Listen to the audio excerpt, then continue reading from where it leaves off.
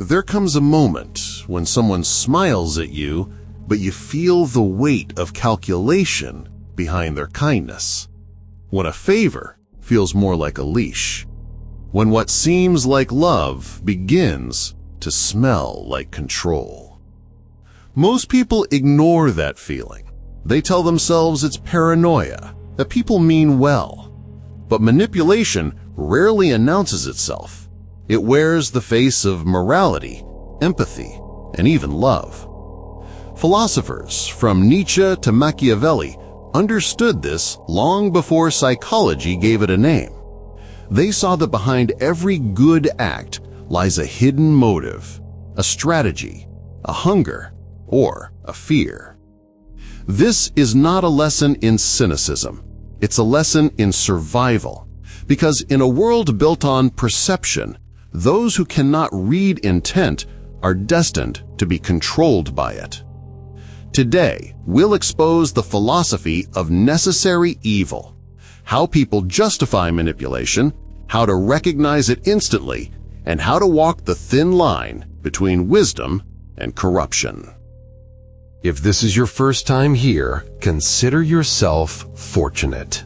You found a channel that doesn't sugarcoat truth, it reveals it. Subscribe to DarkPhilsy, where we uncover what others fear to say. The psychology, the power, and the philosophy that shape human behavior. Now, let's begin. The philosophy of necessary evil. Every civilization that has ever existed has whispered the same uncomfortable truth. Evil is not always the enemy. It is the raw, unfiltered power that shapes order out of chaos, the shadow that gives form to light. And yet we are taught to fear it, to reject it outright, as though ignorance could keep us pure. But philosophers like Nietzsche, Machiavelli, and even Carl Jung warned us that when you deny the existence of evil, it doesn't disappear. It moves beneath you, guiding your desires, twisting your virtues, making you a puppet of your own goodness. Machiavelli called it virtù, the ability to bend morality to necessity. Nietzsche saw it as will to power, the instinct to rise above the herd and assert control over life itself. And Jung described it through the shadow, the parts of ourselves we pretend not to have, but which ultimately rule us in secret. The truth is, to recognize evil is to master it. To deny it is to become enslaved by those who do not. This is where manipulation begins, not in words, not in gestures, but in the quiet imbalance between those who see the dark and those who don't.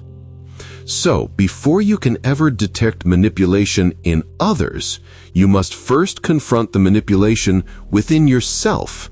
The little lies that say, "I'm too kind to deceive," or "I could never hurt someone," because it's always the ones who think they can't who get controlled the most. How manipulators use moral illusions. They don't enslave you with chains, they enslave you with virtue.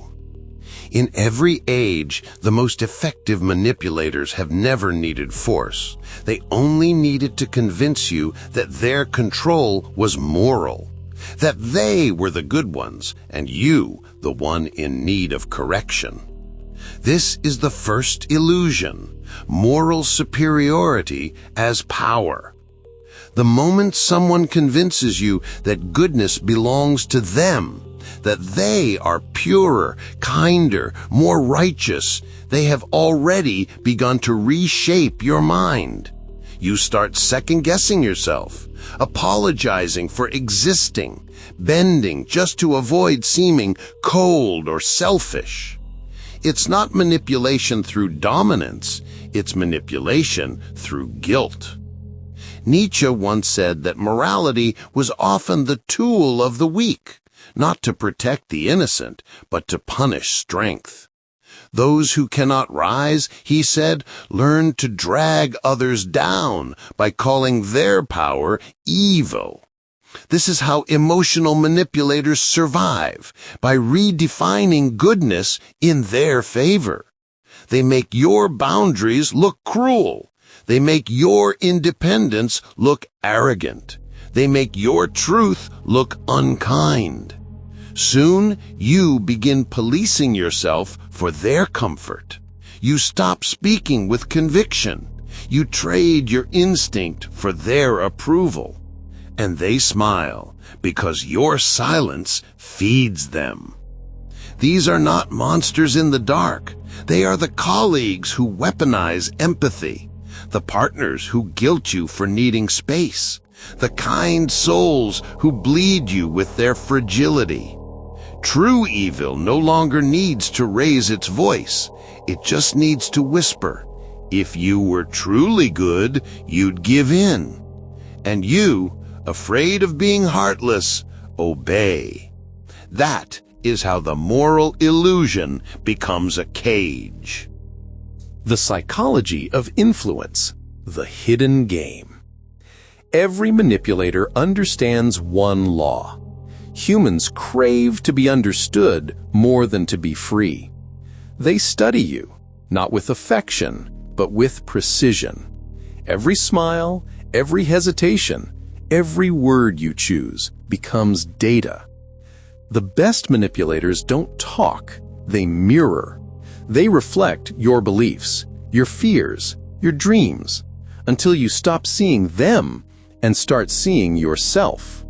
That's the hidden game.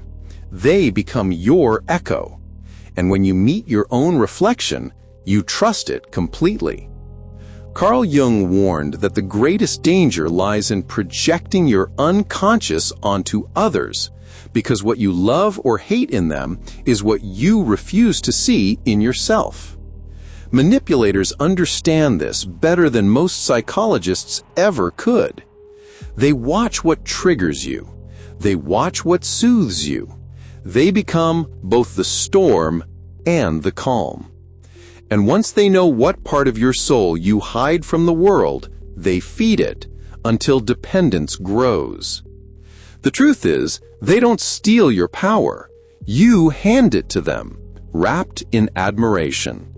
They appear as mentors, lovers, friends, even saviors, but their kindness always has a direction: control. Soon, their validation becomes your oxygen. Their disapproval, your punishment. You start to measure your worth through their reactions, and when they withdraw affection, you panic. This is intermittent reinforcement, the push and pull that addicts the human brain. It's not chaos, it's strategy. They build your highs so that your lows feel unbearable without them. And while you're lost in emotional withdrawal, they stand quietly, rewriting your choices, your habits, even your identity. Influence isn't a conversation. It's an invisible contract. They offer understanding and take your autonomy in return. That's how the game is played, and most never realize they've lost until it's too late. The mask of the empath, when care becomes control. Not all manipulation wears cruelty. Some wears concern. And that's what makes it dangerous. You've met them, the ones who always want what's best for you. They listen, they advise, they comfort. But beneath their empathy lies a quiet agenda: to be needed. Because to the covert manipulator, power doesn't come from dominance. It comes from dependence. They don't demand your obedience. They earn it through kindness. They create a world where you feel safe until that safety becomes your cage. Carl Jung once wrote that the most terrifying thing is to accept oneself completely. So the empathic manipulator takes that fear and turns it into control. offering guidance that keeps you small, grateful, and emotionally tethered. They tell you who you should be, what's good for you, who you should love, what dreams are realistic. Every piece of advice sounds gentle, yet each one carves away a little more of your independence. Soon, you stop asking what you want. You only ask what they think. And when you finally resist, they remind you of all they've done for you. Guilt becomes the leash. The most cunning control is not about taking, it's about giving, selectively, strategically. They learn when to withhold sympathy so that you chase it, when to show affection so that you obey, when to cry so that you doubt yourself. This is emotional manipulation disguised as moral authority. They will convince you that questioning them means you've changed, that you're ungrateful, that you've forgotten who you are. But the truth is, you're remembering who you were before they rewrote you. Their empathy was never pure. It was a weapon polished with compliments and tears. Because some people don't want to destroy you.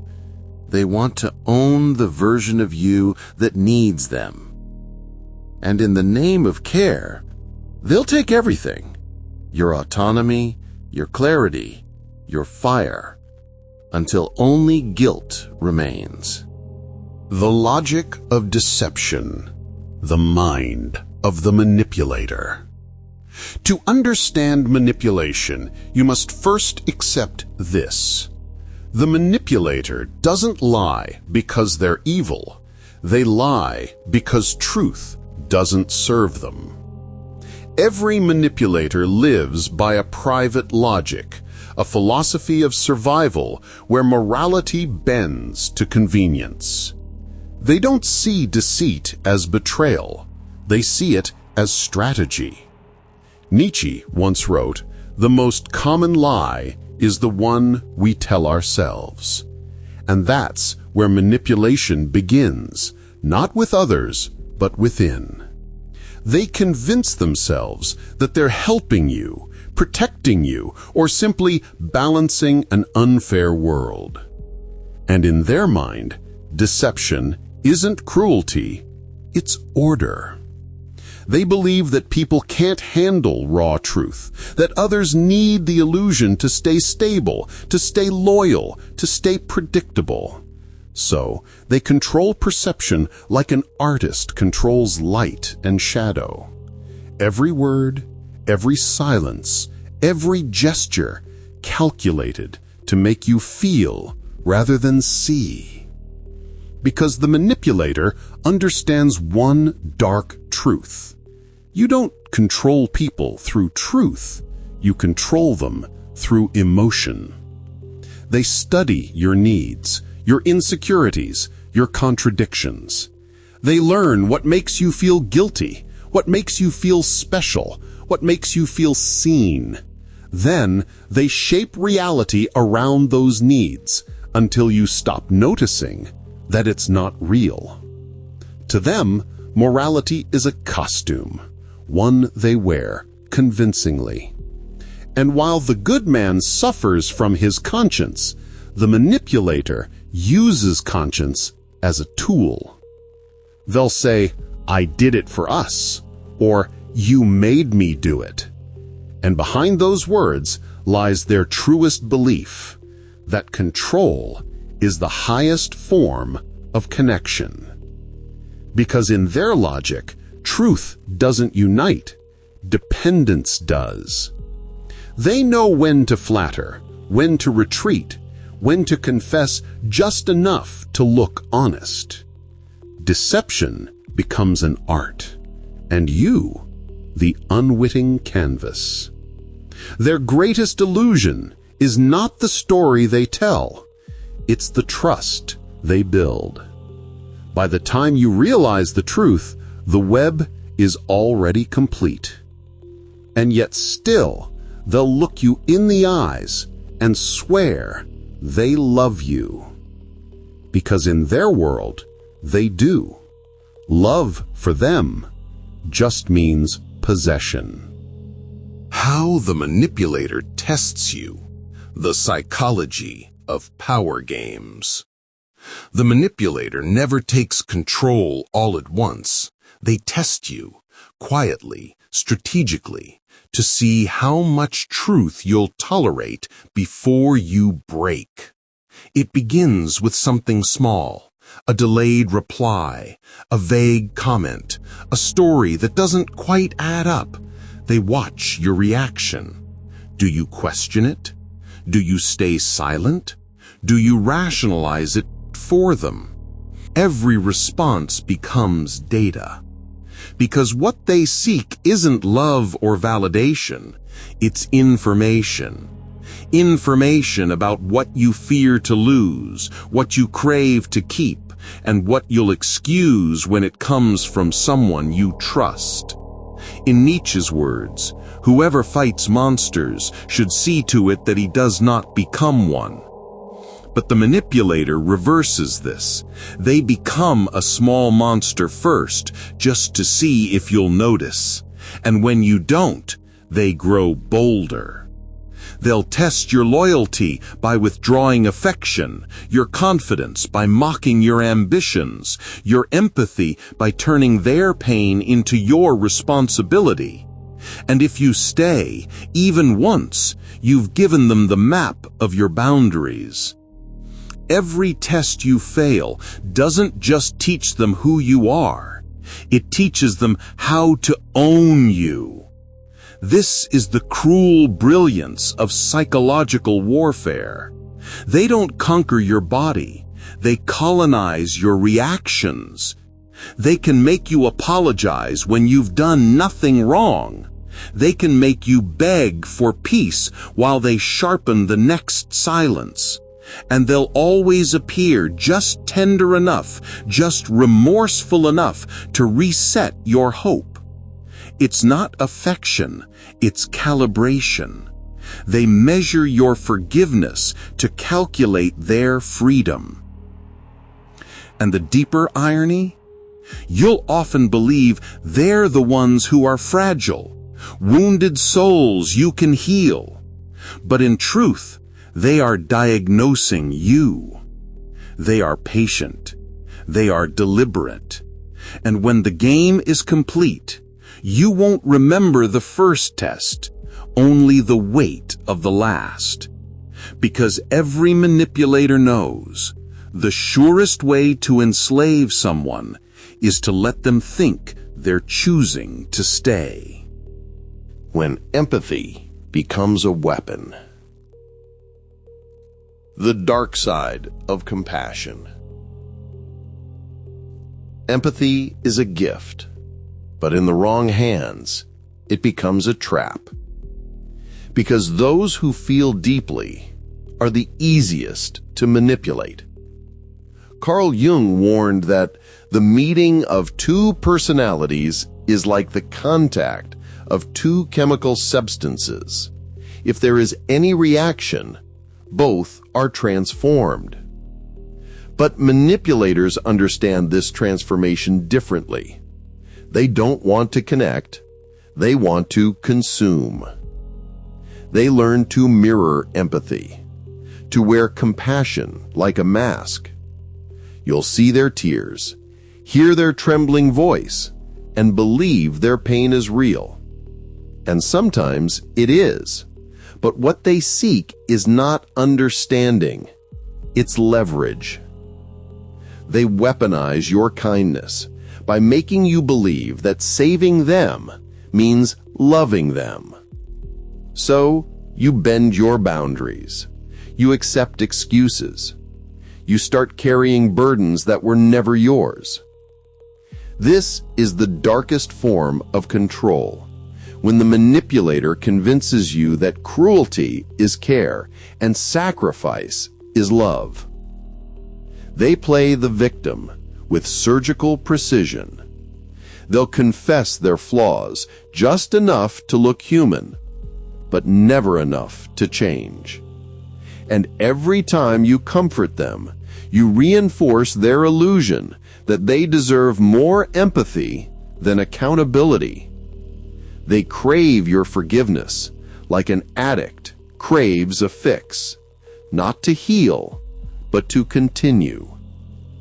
You'll begin to feel guilty for wanting distance. You'll doubt yourself for demanding respect. And before you realize it, their suffering becomes your mission.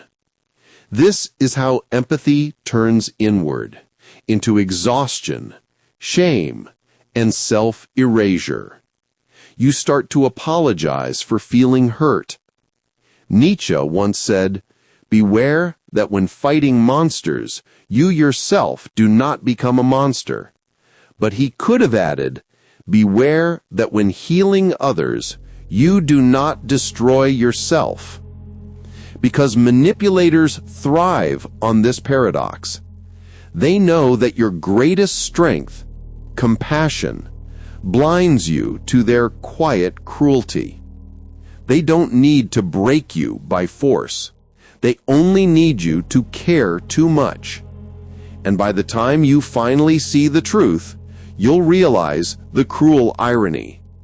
You didn't lose yourself in their darkness. You gave yourself to it, willingly, lovingly, completely. The subtle art of guilt, how manipulators keep you obedient. Guilt is the quietest leash in human psychology. It doesn't pull, it whispers. And the most dangerous manipulators don't force you to obey. They make you want to. They do this by twisting your moral compass, by making decency feel like debt. When you say no, they sigh as if you've wounded them. When you set a boundary, they remind you of the times they stood by you. Soon, you're not protecting your peace, you're protecting their feelings. This is not love. This is conditioning.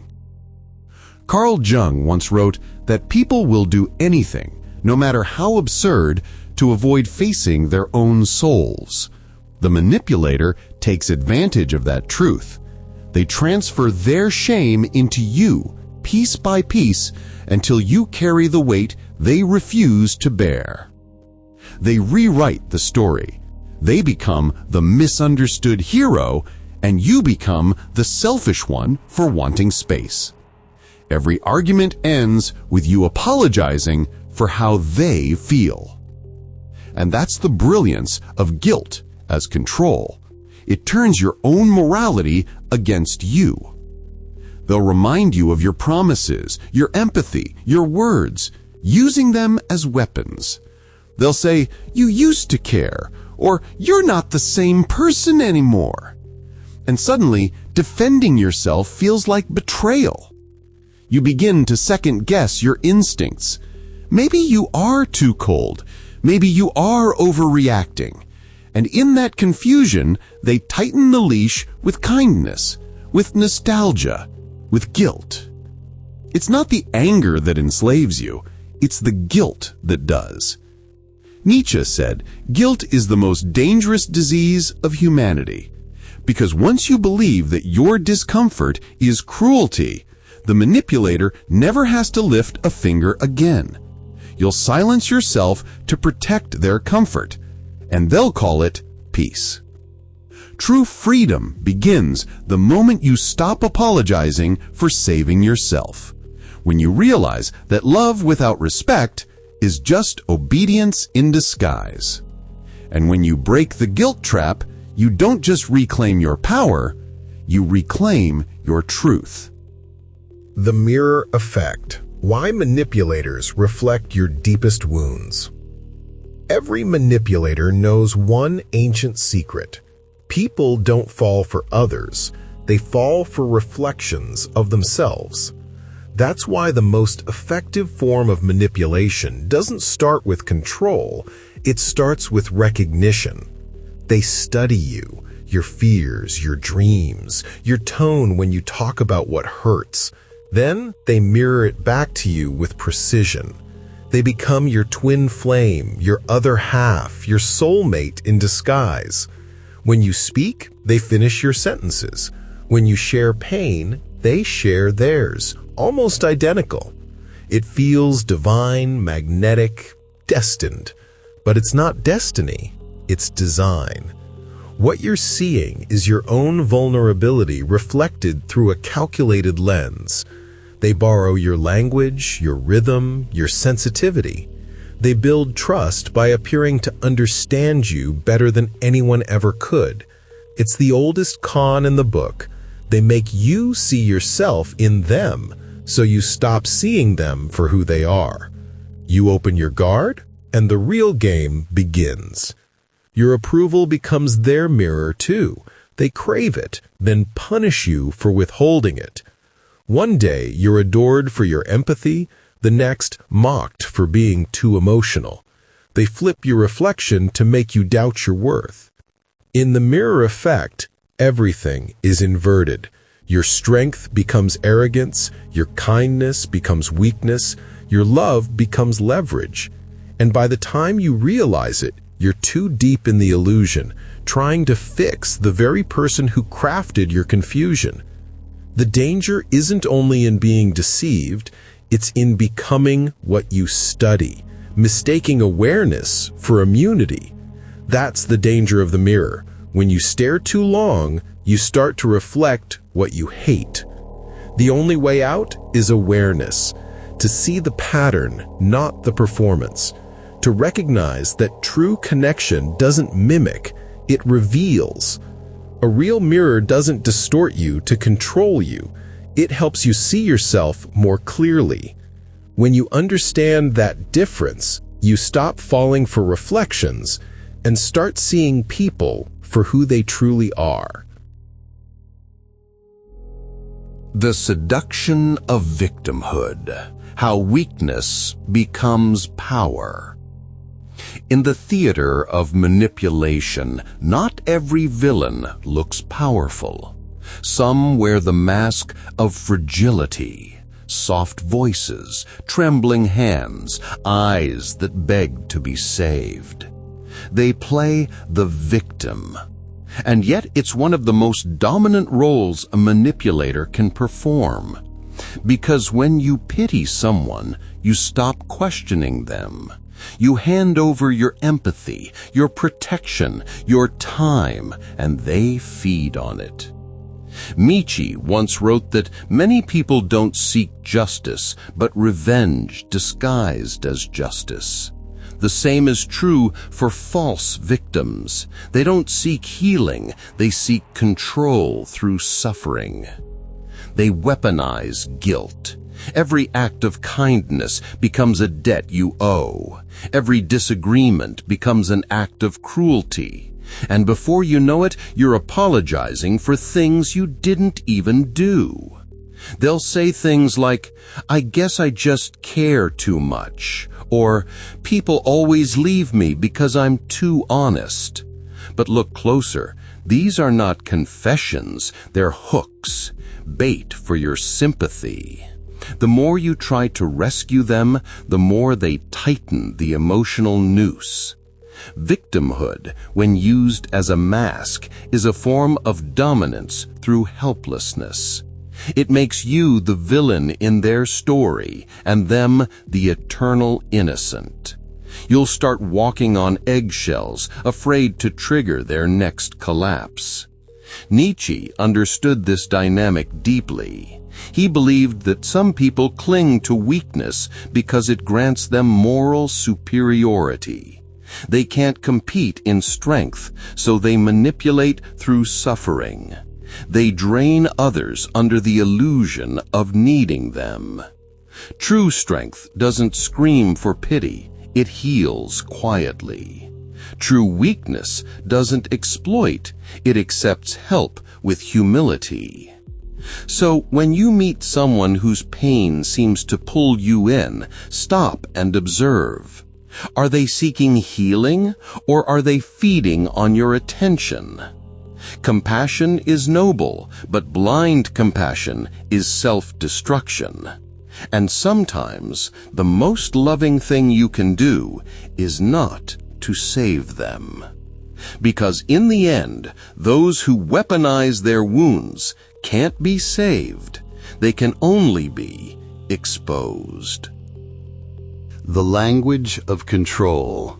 Words that rewire your mind. Power doesn't always come through dominance or fear. Sometimes it's hidden in the softness of a sentence, in the tone of a voice that sounds caring but feels off. Manipulators understand one great secret. Language isn't just communication, it's programming. Every word plants a seed, and the right sequence of words can quietly reshape how you think, what you feel, and even what you believe to be true. They don't tell you what to do, they frame what you should think. They don't order, they suggest. They make you believe their ideas were your own. Consider phrases like, "Everyone thinks you're overreacting," or "You've changed, I just miss the old you." Those aren't statements, they're commands wrapped in concern. Each phrase shifts your perception, bending your reality toward their narrative. You begin to doubt your emotions, to edit your words before you speak, and eventually you become fluent in their language, a tongue built on guilt, validation, and silence. Nietzsche warned that whoever controls language controls the moral framework of others, and those who control morality control obedience. That's why manipulators love ambiguity, words like maybe, always, never, should. They trap you in false absolutes, erasing your sense of nuance. It's the slow erosion of your freedom to think in shades of gray. You see it in relationships, in media, in politics, everywhere language is used to shape behavior. The modern battlefield isn't the sword, it's the sentence. Not the threat, but the tone that sounds too gentle to suspect. The antidote? Awareness. Listen to what is being said beneath the words. Pay attention to how language makes you feel, because emotions reveal manipulation faster than logic ever can. When words make you doubt yourself, stop. When someone praises you to make you compliant, pause. When someone says, "I know what's best for you," ask, "Why should I believe that?" Language creates worlds, but only if you let others write the script for you. The moment you reclaim your words, you reclaim your mind. The psychology of silence, when saying nothing, is power. In a world that glorifies constant expression, silence has become misunderstood. We associate it with weakness, submission, or fear. But silence, when used with awareness, is one of the most potent forms of control. Those who master silence are not empty, they are listening. And in that stillness, they see what others miss: the nervous laughter, the hesitation before a lie, the desperate need for validation. You reveal yourself most not when you speak, but when you can't stand the silence. Manipulators understand this perfectly. They weaponize silence by withdrawing affection, communication, or approval to trigger anxiety. The victim rushes to fill the void, to explain, to apologize, to earn peace again. And in doing so, they hand over control. But there is another form of silence, a strategic silence born from strength. It is the pause before a decision, the refusal to react, the choice to observe rather than respond. It unsettles manipulators because they thrive on reaction. When you don't react, their power dissolves. Nietzsche once said, "Those who know that they are profound strive for clarity. Those who would like to seem profound strive for obscurity." Silence belongs to the first, the profound. It is clarity without noise, dominance without words. When you stay silent, you force others to reveal themselves. Their assumptions, their impatience, their guilt all surface in the empty space you've created. The louder they speak, the clearer their motives become. In relationships, silence resets emotional chaos. In arguments, it dismantles manipulation. In self-reflection, it reveals what noise has buried. But silence must not come from fear or avoidance. True power in silence comes when you could speak, but choose not to. Because silence backed by understanding is not submission, it's strategy. It is the calm before revelation, the quiet that demands respect, the unseen line between wisdom and control. So, the next time someone tries to provoke you into reaction, remember this: silence is not absence, it's presence, sharpened into power. The moral manipulator, when goodness becomes a weapon. Some of the most dangerous people you will ever meet will never raise their voice, never threaten, never insult you outright. They will simply be good. Their weapon is morality, their shield is virtue, and their control comes from your desire to be seen as a good person. Carl Jung warned that the shadow, the dark side of our psyche, doesn't disappear simply because we ignore it. It grows stronger when hidden behind ideals of goodness. And when morality becomes a mask, manipulation hides behind it effortlessly. The moral manipulator does not say, "Do this for me." They say, "I thought you were better than that." They don't demand, they guilt. They don't attack, they imply. Their tone is calm, their face patient, their words laced with quiet judgment. And you comply. Not because you agree, but because you fear the discomfort of being wrong. They make you prove your integrity by betraying your instincts. You end up apologizing for boundaries and feeling guilty for protecting yourself. Nietzsche understood this when he said, "Beware of those in whom the urge to punish is strong. Some punish not with fists, but with disappointment, not with cruelty, but with virtue." The moral manipulator thrives in environments of empathy. Families, friendships, workplaces, relationships. They appear as the reasonable one, the mature one, the selfless one. But their goodness is conditional, their kindness a tool of control.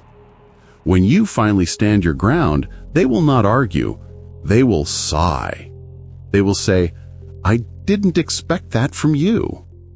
And in that moment, they win, if you let guilt make your decisions.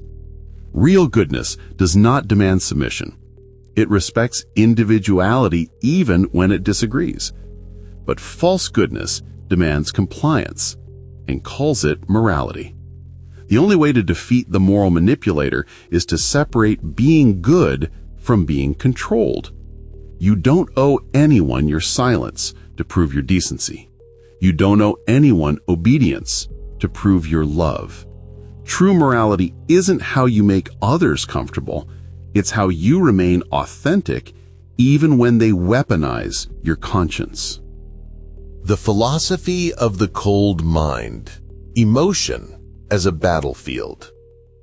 Emotion is the oldest weapon in the world. It has toppled kings, blinded geniuses, and made the strongest men kneel, not from force, but from feeling. Most people believe that to win in manipulation, you must outsmart the other. But true power lies in remaining calm when others burn. A cold mind sees what a heated heart destroys. Nietzsche once said, "The man of knowledge must be able not only to love his enemies, but also to hate his friends." He meant one must learn emotional distance, not cruelty, but control. To see clearly, you must first detach from the storm inside you. Manipulators thrive on your reaction. Their words are not meant to inform you, they are meant to move you. They test your temperature, gauge your tone, study your pulse. And when they find the string that makes you twitch, they'll pluck it until you dance. The cold mind doesn't mean a lifeless one. It means a mind that breathes before speaking, observes before judging, and questions before believing. Schopenhauer believed that most conflicts are born not from logic, but from the will, the chaotic force of desire that moves us like puppets. To rise above manipulation is to silence the will long enough to think. When someone tries to provoke you, don't respond immediately. Pause, watch their eyes, listen not to their words, but to what they hope you'll feel. That is where their power hides. If you can remain emotionally steady while others lose themselves, you control the rhythm of the encounter. They will either mirror your calmness or crumble under their own noise. A calm mind is the great mirror. It reflects deceit back to its source. While others drown in their own feelings, you walk quietly across the surface. This is not coldness. This is mastery. It's what separates wisdom from weakness and discernment from chaos. In a world where emotion is currency, learn to spend it only where it serves your peace. Because nothing terrifies a manipulator more than the silence of someone they can no longer move.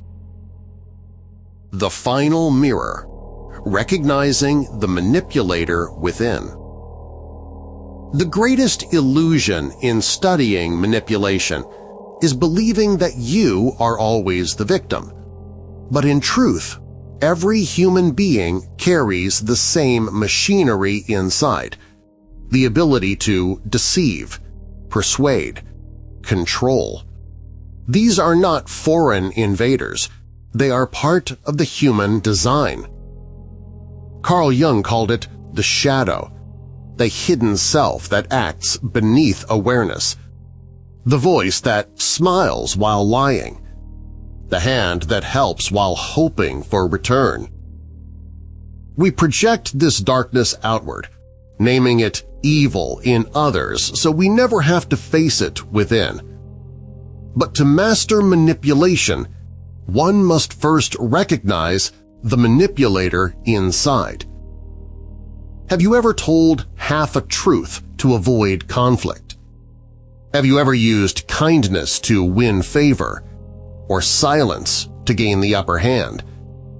Then you've used the same tools that you fear in others. Machiavelli never condemned deceit outright. He said only that it must serve a higher purpose, that sometimes manipulation is not corruption but strategy for survival. The question is not whether you manipulate, but whether you are aware of it. The unexamined manipulator destroys. The conscious one transforms. Because once you see your own tactics, you also see how they are used against you. You begin to sense when admiration is forced, when flattery has an agenda, when kindness hides a leash. Manipulators test not your strength, but your hunger to be seen as good. The moment you defend your goodness, you hand them the strings. True awareness isn't in fighting darkness, it's in knowing how easily light can blind. You cannot escape manipulation by denying it. You escape it by integrating it, by knowing when influence becomes exploitation, when persuasion becomes control. The final mirror, then, is not the face of your enemy. It is your own reflection when no one is watching. If you can look at it without flinching, you've already won the battle most people never fight. In the end, manipulation is a mirror. It reflects what you desire, what you fear, and what you deny. The wise do not shatter the mirror. They polish it until it reveals the truth without distortion. The final lesson. If you've made it this far, you've already separated yourself from the crowd. Most people stop at comfort. They don't want to see what power truly looks like. But here, on DarkPhilsy, we study what others fear to understand. You now know that manipulation isn't just something people do, it's something woven into human nature itself. To recognize it is to awaken from the dream of innocence. To master it is to walk with both light and shadow and not lose yourself in either. If you found truth in this message, subscribe and share it with those who dare to see. Because here, we don't run from darkness, we learn how to command it. DarkPhilsy, decode power, protect your mind.